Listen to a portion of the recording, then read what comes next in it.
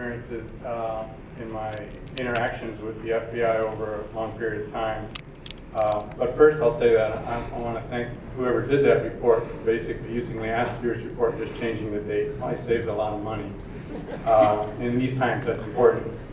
The FBI, when I had first gotten involved or had contact with them, I asked them, or there was a discussion we had about recruitment, who gets to be in the FBI. And it was very clear that you get to be in the FBI if you believe like the FBI believes. And so Republicans were in and Democrats were out.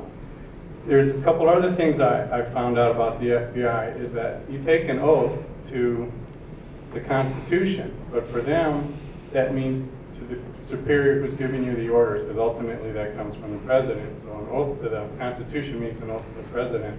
So any directive you're giving, whether it's legal or not, is within the constitutional bounds to do so. And when you see that and you ask, well, how was it that the FBI could do, I guess, all the things that were mentioned before, why didn't a single agent stand up and say, hey, what we're about to do is illegal, it's against the Constitution, we can't do that?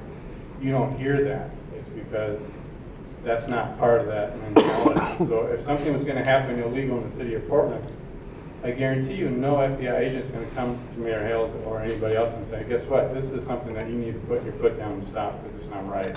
That doesn't happen. The agents that I knew were involved in spying on anything that was, quote, progressive.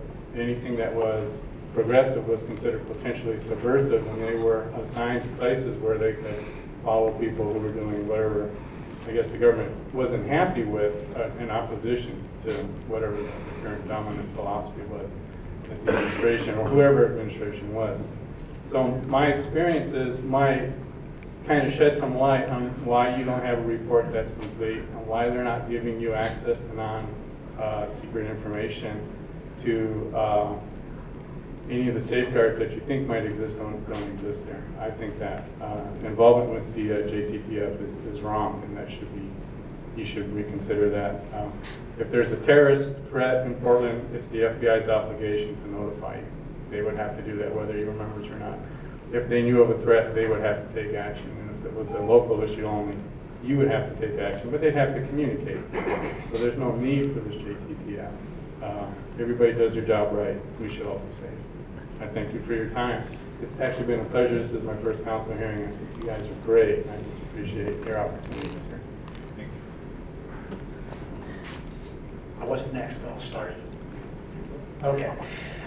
This is Jason Kafori, an attorney, and also speak on behalf of the Oregon Progressive Party. I think Commissioner Fritz started the conversation off correctly. Why can't she know, and why can't we know what's really going on underneath this cloak of secrecy? Another question that jumps to mind that hasn't been debated and wasn't really part of this, what have we gained as a city by being a member of the JTTF? Nothing has been illustrated for us, nothing in this report about the benefits to us as a community over the last 2 years since we joined.